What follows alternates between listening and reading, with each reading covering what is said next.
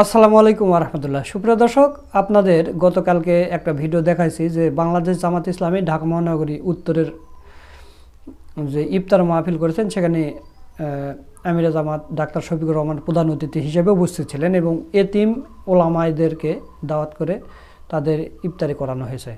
এবং আপনারা দেখেছেন যে এতিম যতগুলো শিশু ছিল সবার কপালে চুমে দিয়েছেন আমিরে জামাত এবং সবার সাথে কথা বলেছেন। তো এই দৃশ্যটা মানে মানুষের কাছে এতটাই ভালো লেগেছে, সবাই বলা বলি করতেছে এরকম নেতা যদি আমাদের দেশের প্রধানমন্ত্রী হতো তাহলে আমরা কতটাই ভাগ্যবান হতাম এবং দেশটা ছোটোখাটো একটা জান্নাতে পরিণত হয়ে যেত। অপরদিকে বিএনপিরাও গতকালকে ইফতার মাহফিল করেছে, সেখানে বিএনপির নেতাকর্মীদের বক্তব্য শুনলাম।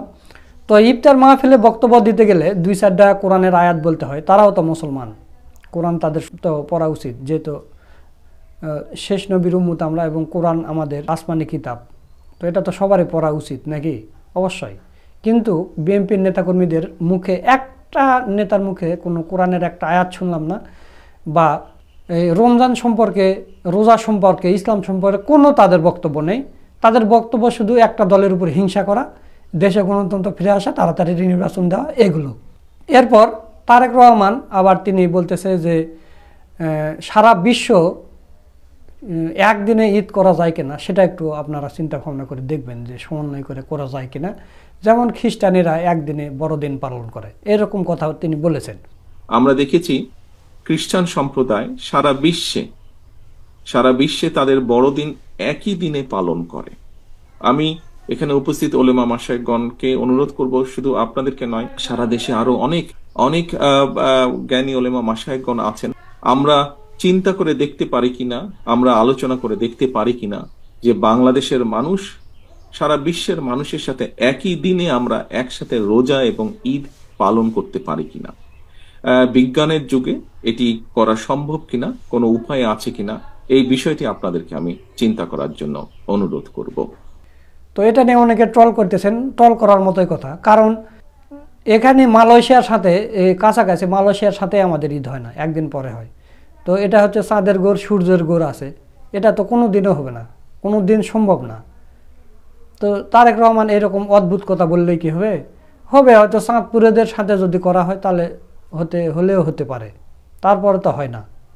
তো দর্শক, ওই ইফতার মাহফিলে আমিরে জামাত ডাক্তার শফিকুর রহমান অসাধারণ একটা বক্তব্য দিয়েছেন এবং জামাত ইসলামের যেগুলো নেতাকর্মীরা যে কোনো প্রোগ্রামে যেই বক্তব্যই দেয় কোরআন হাদিস থেকেই বক্তব্য দেয়। কিন্তু আপনাদের বললাম, বিএনপির নেতাকর্মীরা কোনো জানাজায় গেলে বা কোনো ইফতার মাহফিলে গেলে এবং বা মসজিদের কোনো আয়োজন হলে বা ওয়াজ মাহফিলে গেলে যদি প্রধান অতিথি করা হয়, এরা কোনো আরবির কোনো আয়াতও বলতে পারে না, কিছুই বলে না, শুধু রাজনীতির বক্তব্য বলে।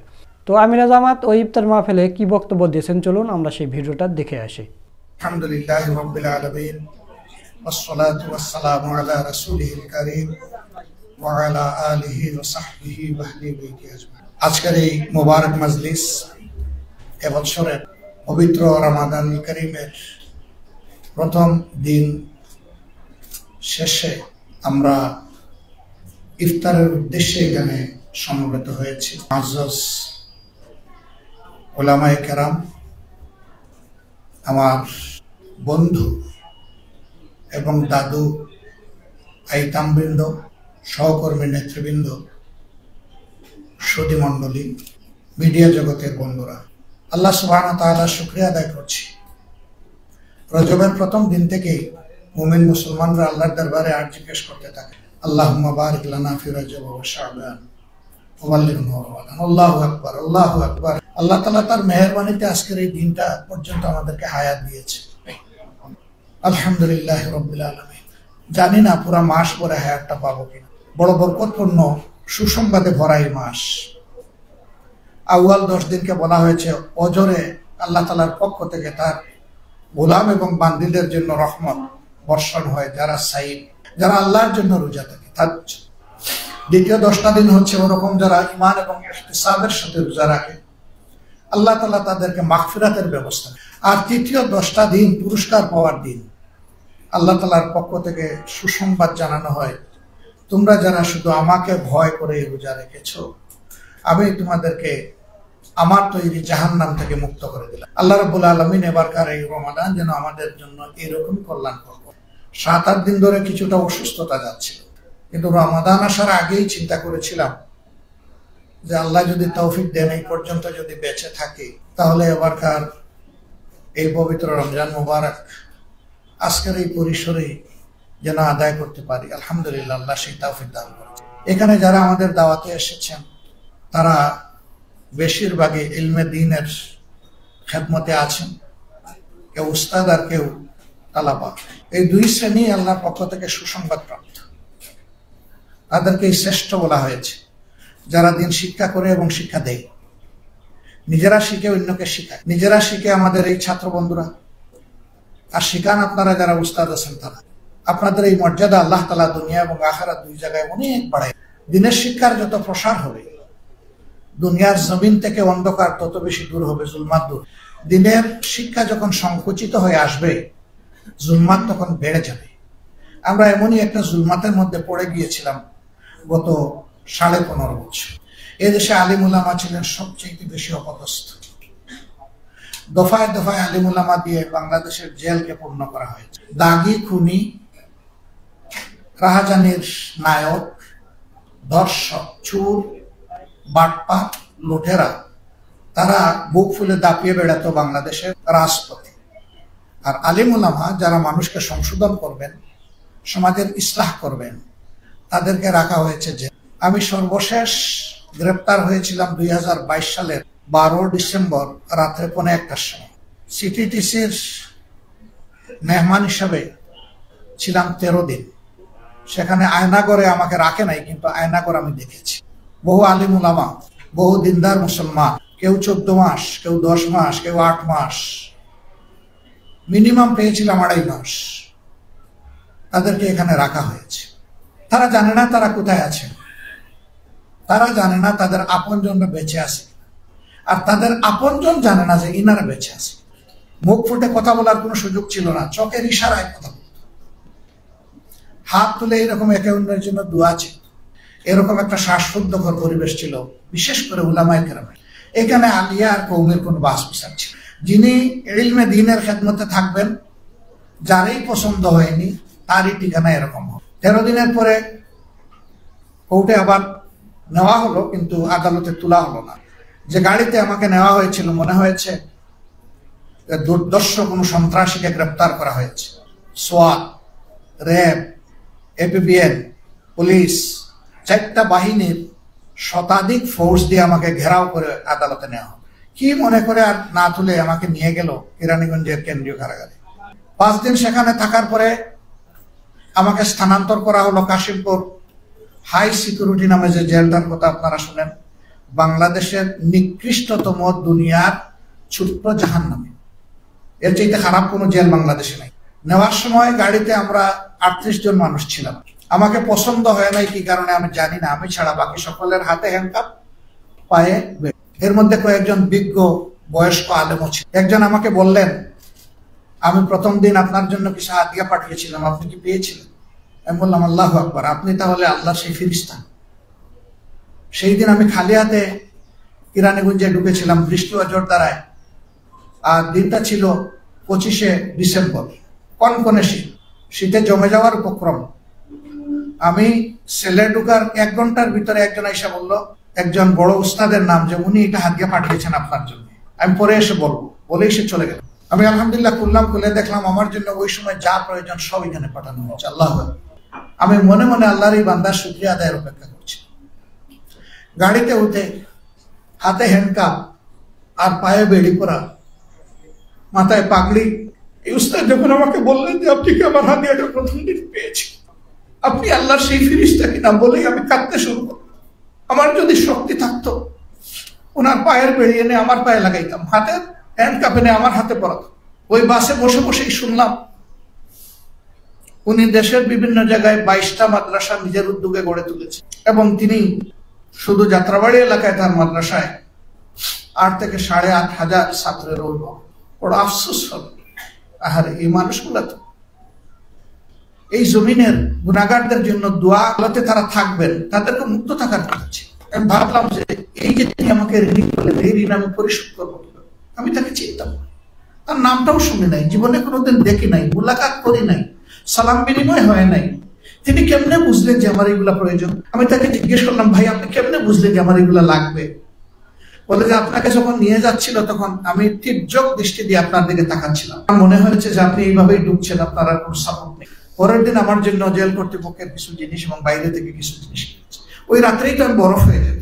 আমি বিশ্বাস করি এটা আমার জন্য নয়, আল্লাহর এই বান্দা এই কাজটা করেছেন মহান আল্লাহর জন্য। এরকম যদি মানুষের মধ্যে ভালোবাসার একটা পরিবেশ আমরা তৈরি করতে পারি, আল্লাহর এই জমিন আল্লাহর রহমতে ভরে যাবে ইনশাআল্লাহ। যেখানে মানুষ মানুষকে ভালোবাসবে এবং সম্মান করবে। আল্লাহর কোরআন, পবিত্র কোরআন কালামুল্লাহ, সেই শিক্ষাটাই পরতে পরতে মানব জাতিকে দিয়েছে। কিন্তু কপাল পোড়া মানব জাতি আল্লাহ তাআলার এই নিয়ামত থেকে বিমুখ হয়ে উল্টা দিকে দৌড়ানোর কারণেই দুনিয়ায় আজকে তামাম লাঞ্ছনা এবং অপদস্থতা আমাদের ঘাড়ে চেপেছে, বিশেষ করে উম্মতে মুসলিমান। বাংলাদেশ বলা হয় 91% মুসলমানের দেশ। যারা মুসলমান না তারাও আল্লাহর বান্দা, তারাও আশরাফুল মাখলুকাতের বংশ। তাদের দিনদারি, তার ঈমান, তার আকীদার জন্য সে আল্লাহর দরবারে দায়বদ্ধ। ইন্না ইলাইনা ইয়াবাহু সুম্মা ইন্না আলাইনা হিসাব। তোমাদের সবাইকে আমার দিকেই ফিরে আসতে হবে, আর সেই দিন তোমাদের উপরে, তাদের উপরে আমার কর্তৃত্ব হবে, তাদের কাছ থেকে হিসাব চুকে নেওয়া। এই হিসাবে কারো অংশীদারিত্বের প্রয়োজন আমার হবে না। কিন্তু মানুষ হিসাবে আমরা সকলের জন্য কল্যাণ কামনা, একই সমাজে সহনশীলতা এবং সমমর্যাদার ভিত্তিতে আমরা বসবাস করি। তাহলে কোন শ্রেণী, গোষ্ঠী, ধর্মীয় সম্প্রদায় আতঙ্কে, আলহামদুলিল্লাহ 15.5 বছরের জ্বালাতন নির্যাতনের পরে এবার যে পরিবর্তন 5 আকাশ হলো, আপনারা সাক্ষী। এই দেশের উলামায়ে কেরাম, মাদ্রাসার ছাত্র, বাংলাদেশ জামাতে ইসলামী, ইসলামী ছাত্র শিবির বিশেষভাবে সকল ধর্মের মানুষের নিরাপত্তার দায়িত্ব এই জমিনে পালন করেছে। কেন? আমরা আল্লাহকে ভয় করি, দেশ এবং দেশের মানুষকে ভালোবাসি। এই জন্য আমরা চাইনি যে আমাদের দেশে কেউ বিপর্যয় সৃষ্টি করুক। যা হতে পারত, আল্লাহু আকবার, তার কিছুই হয়। তারপরেও চিটাপুটা যা হয়েছে তার 99% কারণ হচ্ছে রাজনৈতিক, এটা ধর্মীয় নয়। এই 1% যেটা হয়েছে ওইটাও আমরা সমর্থন করি না। আইন কারণ নিজের হাতে তুলে নেওয়া সঠিক নয়, তাহলে সমাজে কোনো শৃঙ্খলা ফিরে আসবে না। এ রমাদান আল্লাহ তাআলা আমাদেরকে দিয়েছেন আমাদের গুনাহ খাতা পড়াইয়া সাই করার জন্য।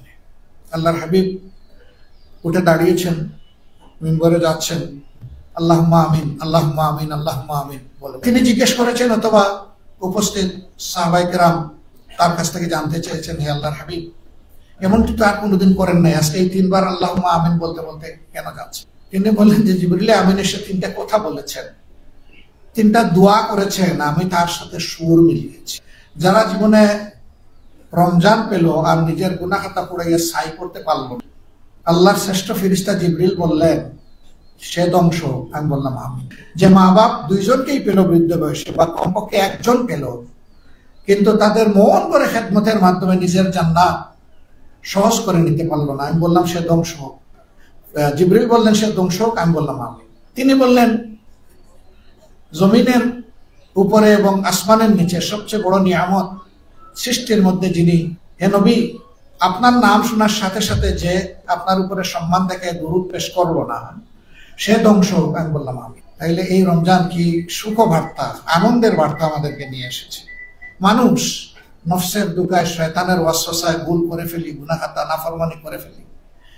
ঈমান এবং ইহতিসাবের সাথে এই রোজা যে রাখবে, আল্লাহর হাবিব বলছেন যে তার অতীতের সকল গুনাহ মুছে ফেলা হবে। এবারকার এই রমজান যেন আমাদের জন্য এই বার্তা নিয়ে আসে। এখানে এতিমদেরকে আমরা দাওয়াত দিয়ে তাদেরকে সম্মানিত করি নাই, আল্লাহু আকবার, আমরা সম্মানিত হয়েছি। আল্লাহর হাবিব মুহাম্মদ রাসূলুল্লাহ সাল্লাল্লাহু আলাইহি ওয়াসাল্লাম আঙ্গুলের সাথে আঙ্গুল চেপে যেটা বলেছিলেন, এইটাই আমাদের আবেগ, যে জান্নাতে আমি আর আমার এতিমরা এরকম। আল্লাহু আকবার। তিনি বলেছিলেন আমিও এতিম।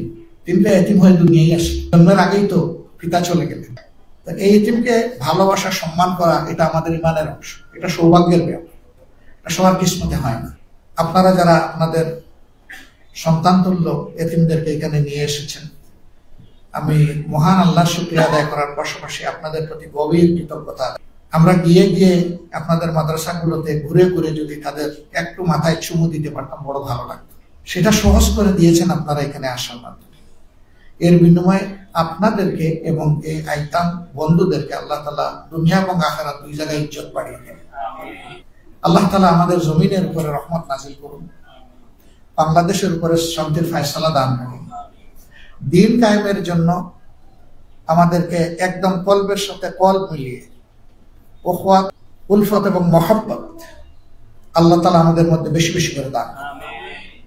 হিংসার শেষ চিহ্ন আল্লাহ তাআলা আমাদের মধ্য থেকে খতম করে দিন।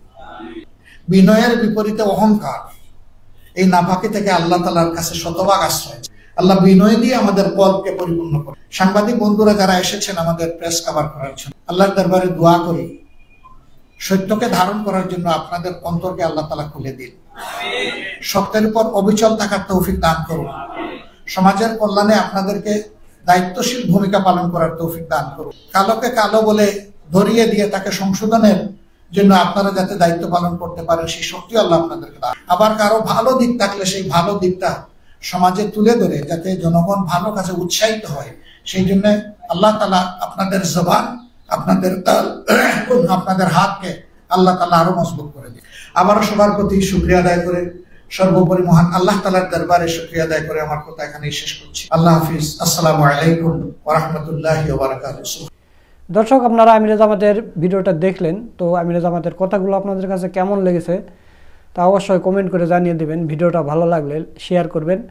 নিত্য নতুন জামাত শিবিরের আপডেট ভিডিও পেতে আমাদের চ্যানেলটা সাবস্ক্রাইব করে রাখবেন। আজকের ভিডিও এই পর্যন্ত। সকলকে ধন্যবাদ। আসসালামু আলাইকুম ওয়া রাহমাতুল্লাহ।